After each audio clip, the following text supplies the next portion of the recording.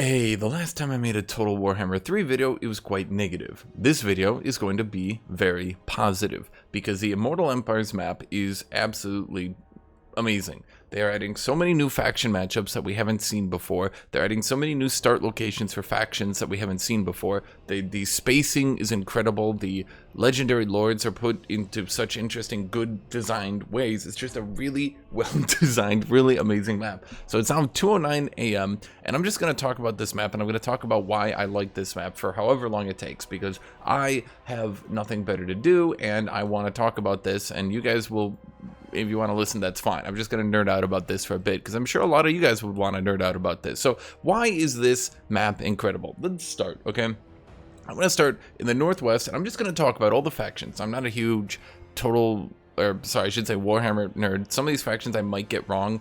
Sue me. I'm going to do my best. I know almost all of them, okay? So, starting in the Northwest, we're going to talk about the entire map, the spacing, the legendary lords, all that. Why is this map so good? So let's start with Malekith. I think Malekith is the biggest winner of this entire situation. Malekith was the Dark Elf leader, their Dread Lord, their Death Knighty kind of guy. He could, I don't know if he could heal, but he could drain allies. No, he could heal. He could drain enemies of health. So he could drain allies of health to get mana, then use that mana to drain enemies of health. He was a spellcaster. He was a pretty good fighter. He was a really cool lord. Dark Elves themselves had a really good roster. By tier 2, you had monsters, you had artillery, you had swords, spears, archers, horse archers, cavalry. You had all sorts of interesting stuff, and the roster was interesting into the mid game. It was interesting in the late game. You had late game elite infantry options. You had early game chaff infantry options, which could stay relevant into the late game. You had cool monsters, artillery, everything. Everything this faction had was cool. But it was horribly unpopular, because all Dark Elves fought in the Northwest was other Dark Elves.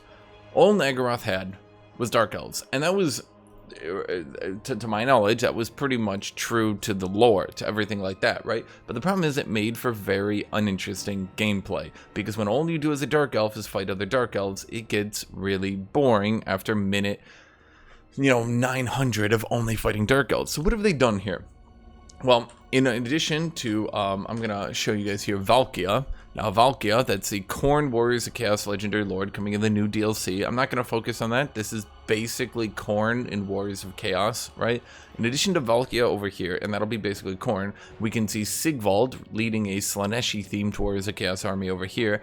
Eleithanar with the High Elves over here. Grombridar, that's right, the Dwarves have now been moved and are actually all the way over here. This is the first time Dwarves can't fight Orcs. They literally can't fight Orcs, because there are no Orcs here. Period. There are no orcs at all. If you're playing dwarves and you don't want to fight orcs anymore, here you go. Now that's Grombridar, the white dwarf. He's got good stats, good damage. He's tanky. He's a really nasty little fucker, ain't he? So Dark Elves can fight Khorne, Slaanesh, that's 2, Dwarves 3, High Elves 4. They got Beastmen for 5, though the Beastmen will likely do nothing. They've got Vampire Pirates, that's 6. They've got Tomb Kings, that's 7. And then down here, we have Wood Elves. 8 technically, but let's be honest, I don't think you're really going to fight these Wood Elves. So you have up to potentially 8 legendary lords from different factions. Now, you'll very likely, 4 of them will probably die, so maybe fight 4 of them. But even fighting 4 different factions, including Dark Elves, so 5 factions, right, technically, even fighting 4 different factions and Dark Elves makes Malekith way more interesting. It makes his start position way more interesting. Instead of just confederating to your east and confederating to your south, and that's basically all you do, you'll have things to do other than that, which makes this a very fun, interesting start now. Period. It also helps dwarves, because what do dwarves do? If you're playing a dwarf, all you could ever do is fight orcs over here. That was it. All you ever fought was orcs. Orcs. And well, now you literally can't fight orcs. Dwarves versus Dark Elves is a matchup that basically never happened. Dwarves versus Tomb Kings could happen, I'll give you that. Dwarves versus High Elves was once again another matchup that was very difficult to do. So if the Eleithanar does good, you don't know. Dwarves versus Vampire Pirates, that was a really difficult matchup. Dwarves versus Khorne, that literally didn't exist until this game. Dwarves versus Slaanesh, that literally didn't exist until this game. So even dwarves have been benefited here. High Elves, same thing. All the matchups I just talked about. Vampire Coast, lots of interesting matchup. If you want to play Taurox, he's being nerfed. They have said that he's being nerfed, which is a good thing. He was so overpowered, he was basically uninteresting. He just... No one played Taurox, at least in my opinion. I don't think anyone played Taurox, because he was just such an overpowered, uninteresting legendary lord. Now, I'm not going to spend too much time on that, because, you know, talking about balance and why it's good for this game, I'll save that for a different video. That's not an opinion that I want this video to be about. So, that's all good. Tomb Kings will likely do nothing again. I don't know. As we move further into the south, I'll actually talk about the donut, Ulthuan. I'll talk about Ulthuan for a second. So we see that there is now Nikari, that is the Slaanesh legendary lord that leads the Demons of Slash. Now, for those of you who haven't played Game 3, or for those of you who have, I'll remind you that the Demons of Chaos are all led by a greater legendary demon, a legendary lord mega demon, greater demon. These guys are nasty. They're extraordinarily powerful, way beyond where any of the other legendary lords start at the game start. While I'm sure some other legendary lords can eventually equalize to them, maybe if they ride like a dinosaur or something, at game start, no way. One of the boring things about Ulthuan was the fact that it was all high elves. There were some dark elves to kill, they tried to throw you a bone, but at the end of the day, there were no legendary lords to fight. It was very boring. Is Ulthuan still boring? Well, yeah, Ulthuan is still pretty boring, but the mere fact that they tried to add Nikari here, so that if you play a Tyrion, son of Anirion, Lord of Irion, I don't know, if you play this guy, it'll likely be that Nikari will either vassalize or conquer the north, so you'll have something interesting to do in Ulthuan, and that's what I'm talking about. They're trying, and that's what's really good about this map, in my opinion, is that even if they're not succeeding, they're trying in a lot of these areas to make them more interesting and fun to play on, and that's really important.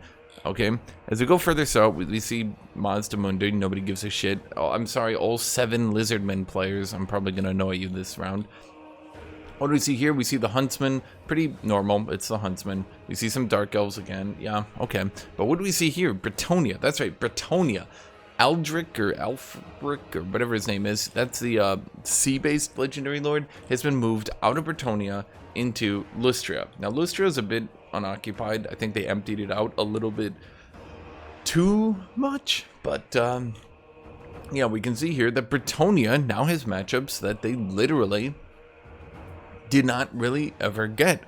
Lizardmen against Bretonia, that's pretty new. Dark Elves against Bretonia, that's pretty new. Skaven against Bretonia, I mean, I guess they could fight Ikid, but Ikid tended to do nothing. So Bretonia against Vampire Coast, Lizardmen, more Lizardmen, Skaven, Dark Elves. These are, if you played Bretonia, and the thing is, Bretonia was kind of a, well, I'll say boring, right? There wasn't much you could do. All you did is you ended up playing as Luan, because he's Luan, he's clearly the best, he's the Frenchiest of the French, so that makes him the best, because he out-Frenches all the other French. But now you can see that maybe you don't want to play Luan, maybe you want to start down here in Lustria, and now you can. And that makes Bretonia a way more pickable, way more interesting faction, because there's just, they have an option now to do things that in the past they couldn't do, matchups that they couldn't get. I'm hoping that they give Bretonia like -40 relations with Lizardmen, so that they actually provoke Lizardmen into a battle, because, you know, you want them to actually fight, right? What else do we have here? We have, well, I mean, all these guys have already been here, so, you know, for these people, this isn't the best. Lustria, I'll be honest, is probably the least interesting, third least interesting spot of this map. But, yeah, so there you go. Into the, I don't know what to call this, the Antarctica. We see more Lizardmen.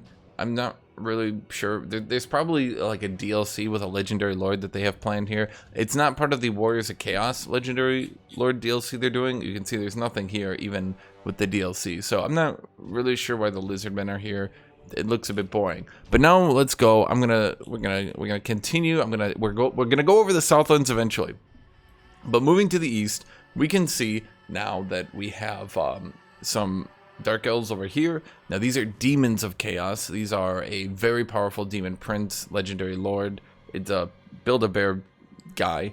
We've got Kislev up here. We've got more Warriors of Chaos up here. So over here we can see a really unlikely alliance between Kislev under Boris, Malice with Dark Elves might potentially have to work together to stop the Demons of Chaos, the Warriors of Chaos, the more Warriors of Chaos, the Norska, the more Norska.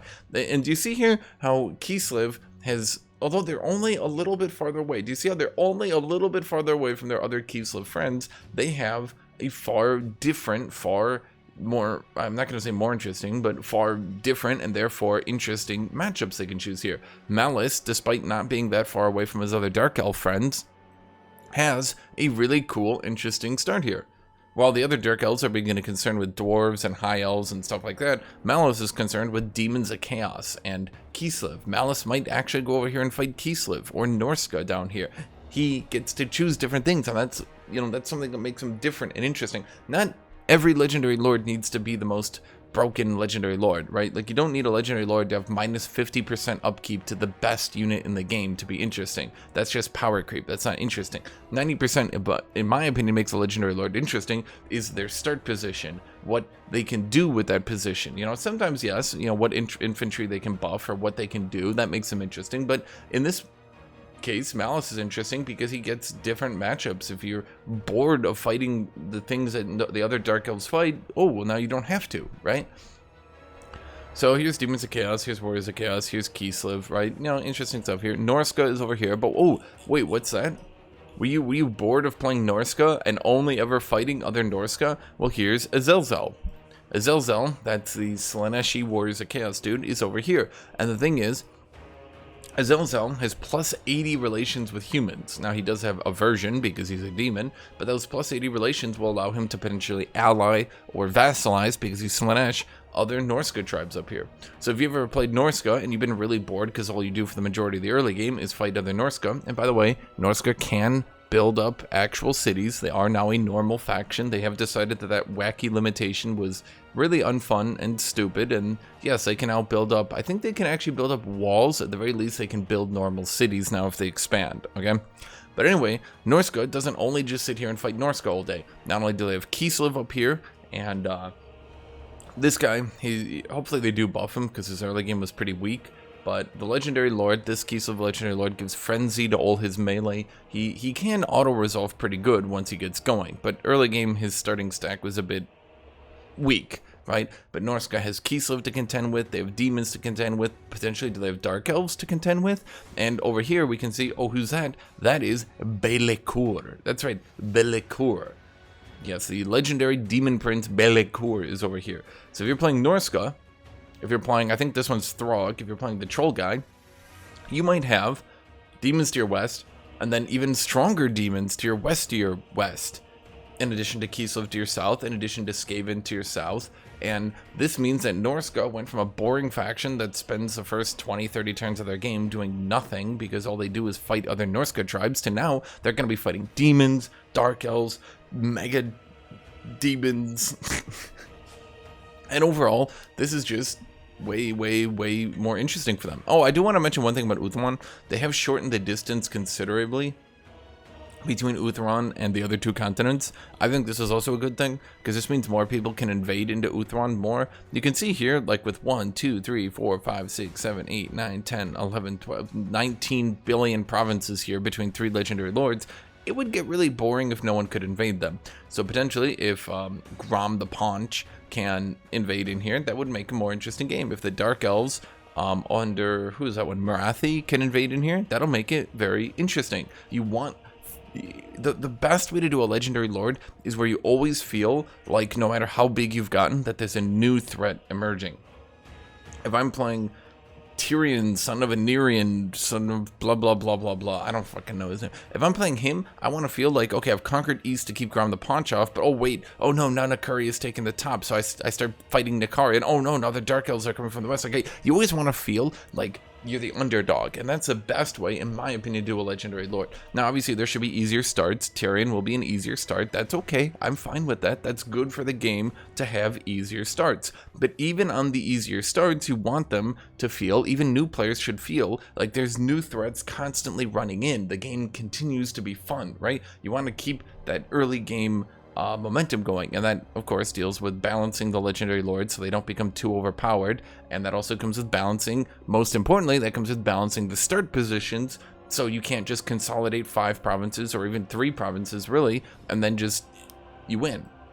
So continuing to go south, we have Kislev. Now Kislev is that new faction, so Kislev is up here, and then we have Kislev over here and here. Now Kislev needs outside of Oslo, they need these areas. They need these 1, 2, 3, 4 provinces to really get their faction going, because they have 3 cities of Kislev, right? So Kislev now has to deal with Drisha, because Drisha is very mean, and she will likely come over here and do Drisha stuff, because she's a very angry tree. We have Azog, one of the most underpowered legendary lords in the game, compared to where he should be in the lore.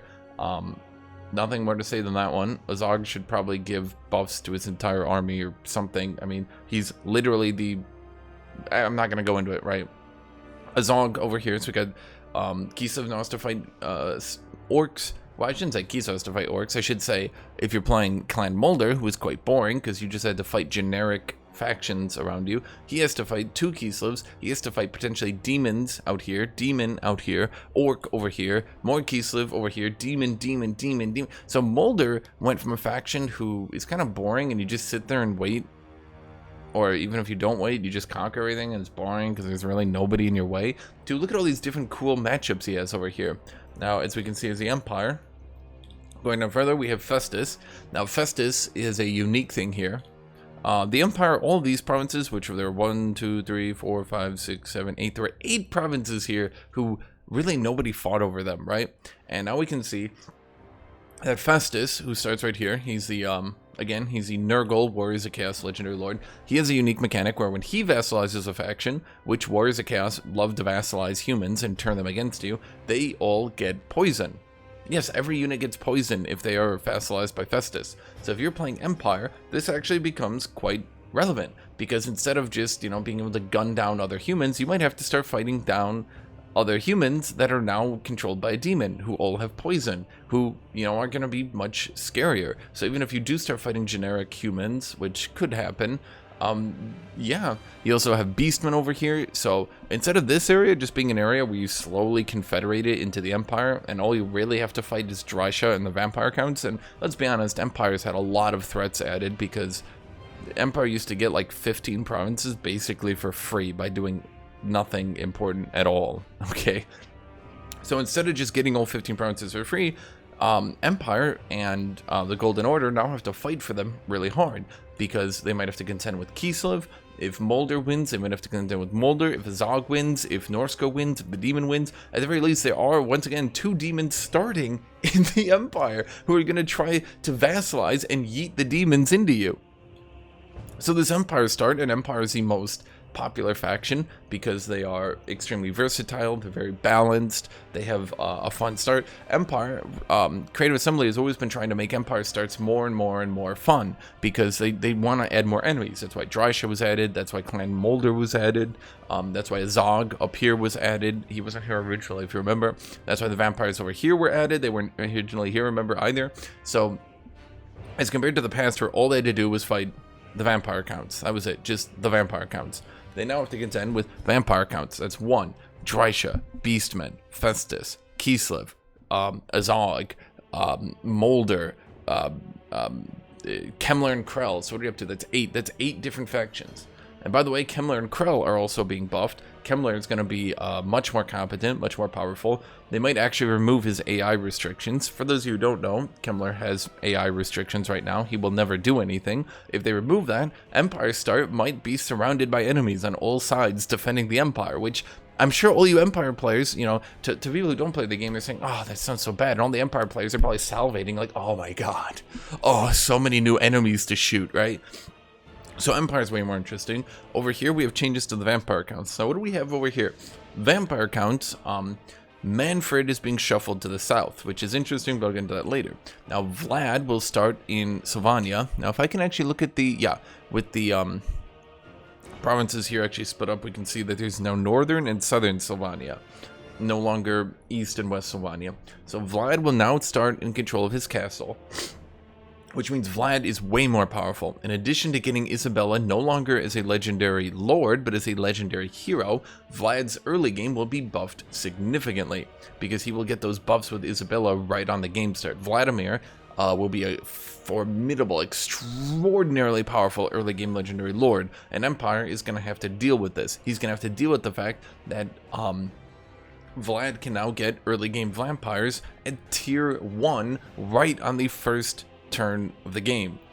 So Vladimir is going to be immensely powerful. So as Empire, you might actually have to 2v1 Vladimir, which sounds dumb, but actually is quite cool, right? It is cool to have extraordinarily powerful legendary lords that are a legitimate threat to your lifestyle of being not dead. So going into the west, I actually think, a lot of people haven't noticed this, but this is something I'm going to say. I actually think that removing Albric, it's Albric, there we go. Albric and putting him in the south actually makes Bretonnia more interesting. Because now the vampire counts, if they remove their AI restrictions, will have less legendary lords to contend with. Grom will have less legendary lords to contend with. If you are playing Luan, Bretonnia actually becomes more interesting because Albric won't try and potentially succeed at just holding Bretonnia together. You might have to deal with a Bretonnia that has been split apart, that has vampire counts rampaging through, because remember, you do have the Red Duke right here, so the Red Duke might work together with Kemmler and split you in half. So you as Luan might be here in the North Province and having to do a crusade against vampires, and this is what sounds really fun about the game, doesn't it? This is what sounds really fun about Mortal Empires. You might have to play Luan and actually fight for Bretonnia. Grom the Paunch has no legendary lord around him.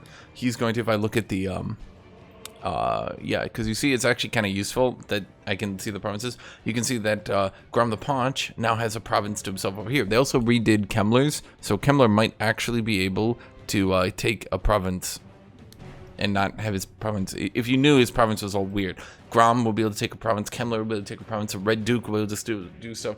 If you look here, it's Luan. Suddenly, this isn't the legendary lord, but it is technically.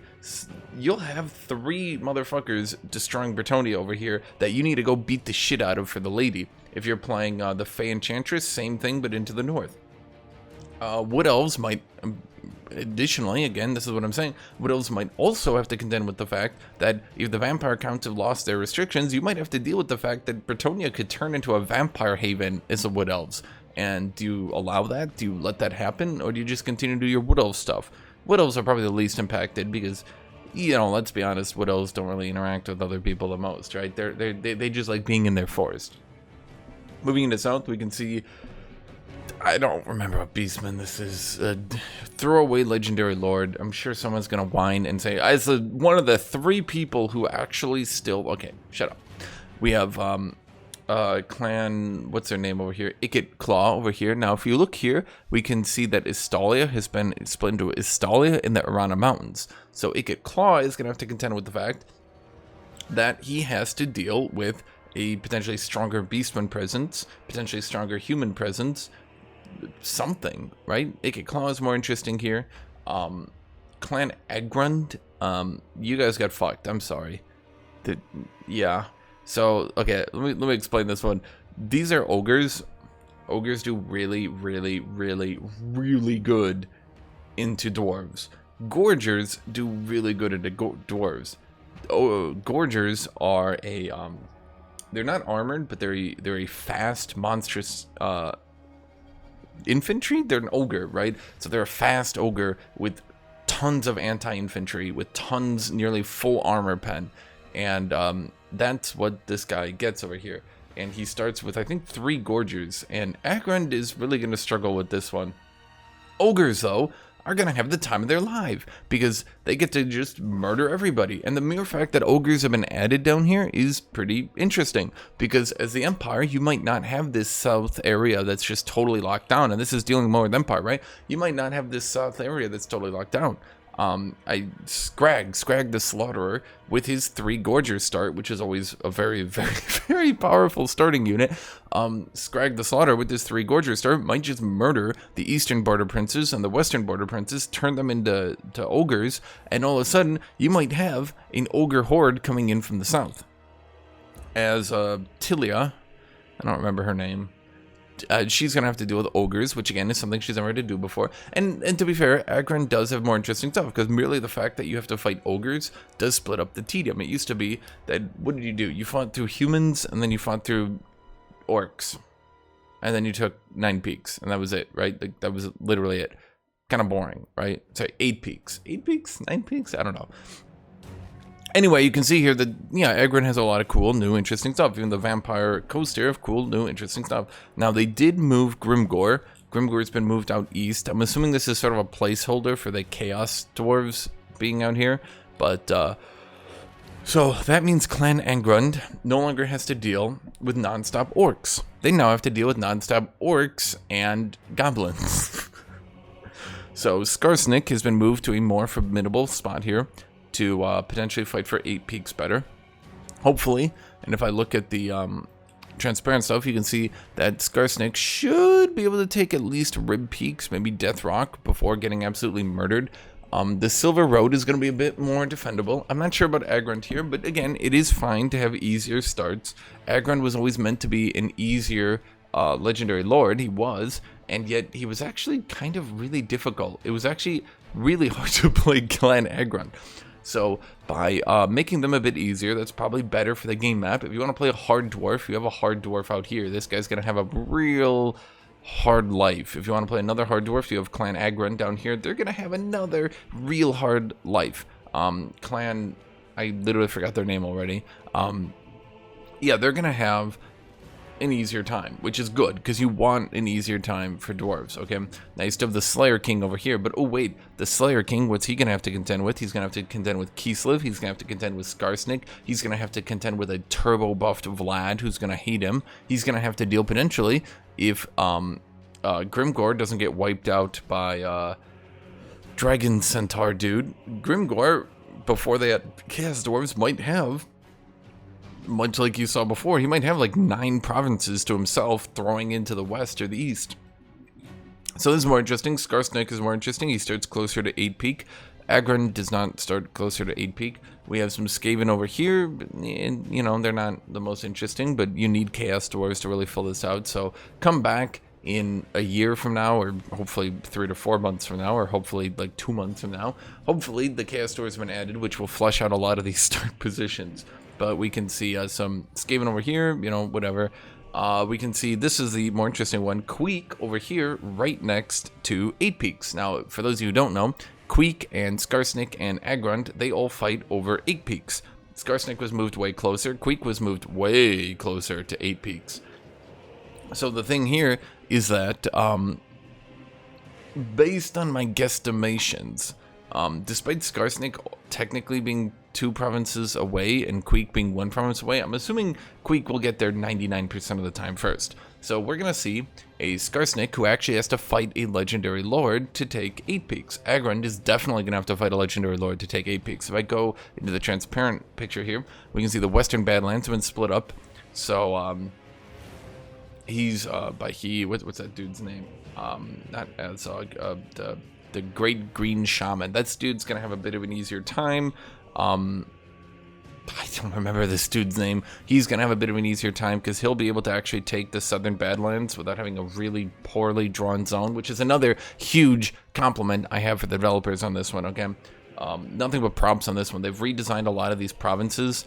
For Kemler they did, for Great Green Shaman they did, for the High Elf dudes here they did. They can actually take their provinces without them being really weirdly drawn and shitty. And like basically you're like, yeah, that's nothing but a positive right there.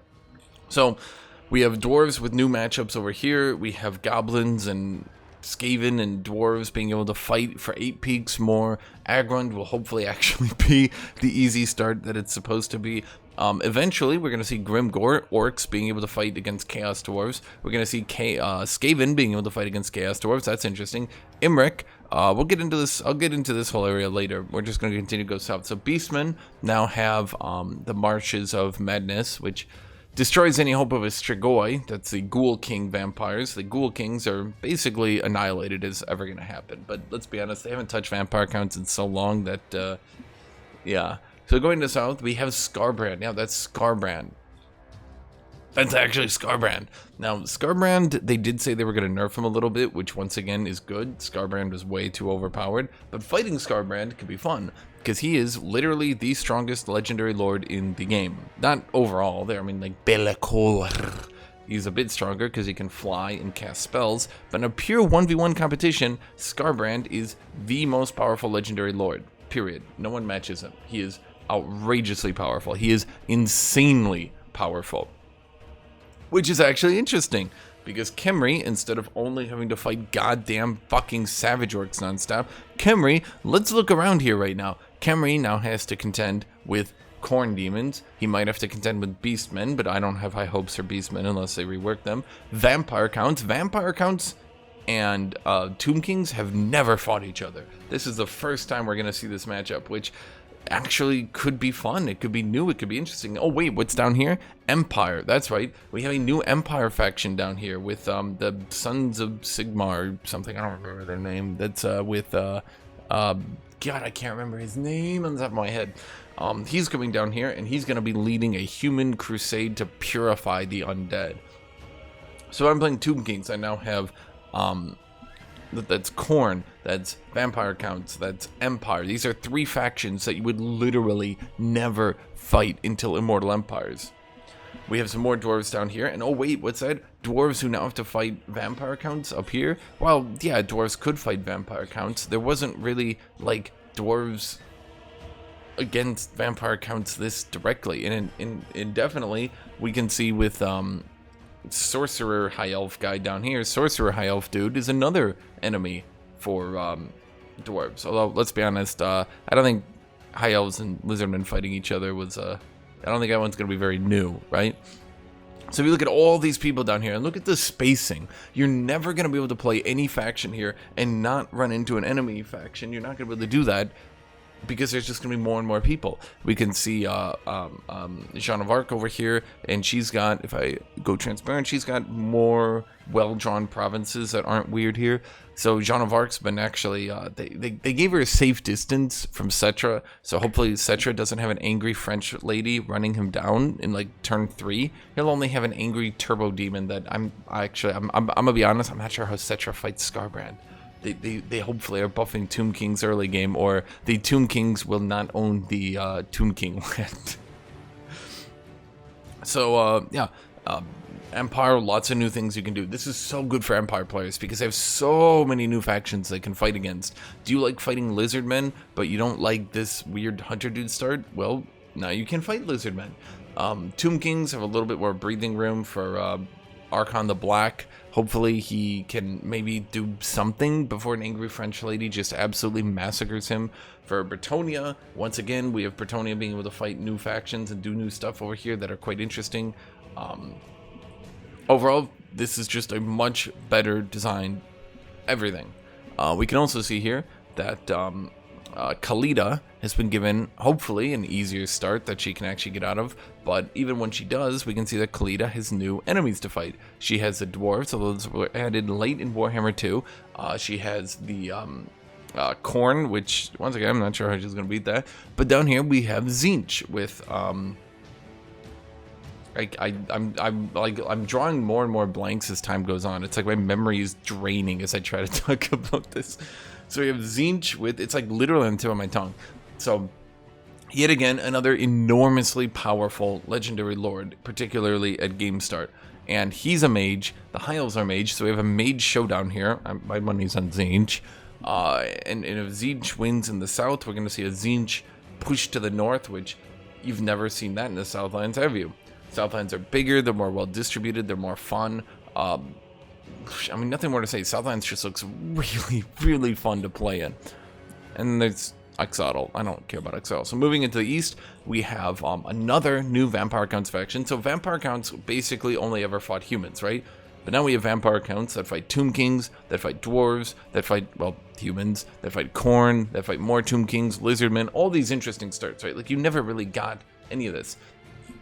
Now we have Helmengorst with his caravan of blue roses. Helmengorst is getting his own faction. He's getting his own faction benefits. This is cool stuff. If you want to play a more zombie-focused faction, that's what they're giving you. Helmengorst will now have to deal with Nurgle, with Kugath. Now, this is the showdown of the century right here. Will an unlimited tide of zombies deal with an unlimited tide of Nurglings? The answer is your computer will probably die before that battle ends. So, Nurgle is turbo tanky with lots of healing. Vampire Counts, particularly Zombie, are turbo tanky with lots of healing. Neither of them do any damage. Both of them will sit there and fight each other for probably 30-minute battles that you will end up trying to auto-resolve your way through. Imric is over here. Imric is basically the same stuff he'd ever fight, but okay, we have Gracious Goldtooth, the biggest gut in the land. He's over here.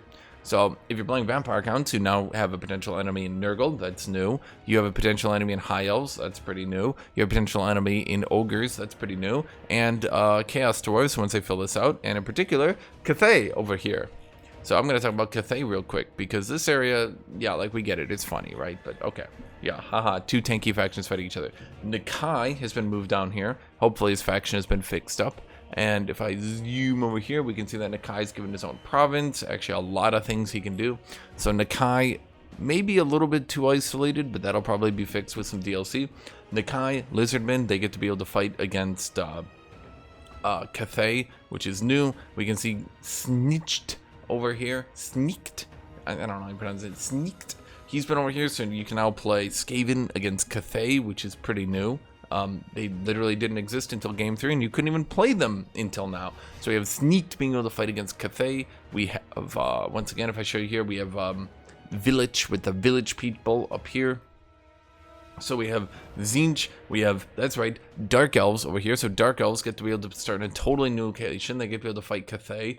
Nakai down here, my camera is cutting off Nakai, but based on his previous power, I don't think we're going to be missing much, right? So, although it's not the most populated, and although I did say, I mean, there were three uninteresting areas, I think. Uthwan is pretty uninteresting. Cathay is pretty uninteresting. The Darklands are pretty uninteresting. But, you know, that's going to be helped with DLC, hopefully, because, yeah, they don't look like the most interesting areas. At either rate, this is exactly what I'm talking about. The fact that they just moved Lockfear, I don't know. They moved him over here, so if you want to play Dark Elves, not only do you have a more interesting, and this is going way back to Dark Elves. Oh, we brought it all the way back, everybody.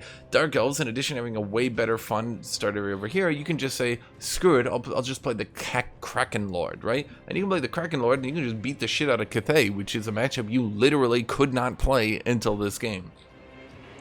And I hope that describes to you guys why I'm excited about Immortal Empires, because there's so many. Empire looks so fun. Bretonnia looks pretty fun. Southlands looks so fun. Lustria looks okay. We have Naggaroth looks so fun. There's every area basically has something going on for it right now. And they've done such a good job in ensuring that the map has fun, interesting stuff to do, to talk about. And yeah, that's basically it. That's this video. So if you got all the way through here, I applaud you. Make sure to like, make sure to subscribe. Come back for, I make like one video every 3 months, so you know, I might get one before the end of the year. So thank you everybody, and that's why, you know, give me your thoughts, give me your feelings. Do you agree with me? Does this map look extraordinarily interesting? As fun as Mortal Empires was, this map puts Mortal Empires to shame. Going through everything, rebalancing all the starts, rebalancing a lot of the factions' numbers, rebalancing where they physically are on the map, all this stuff looks so interesting and fun to play. So thank you everybody. I hope you all have a great rest of your day. Goodbye.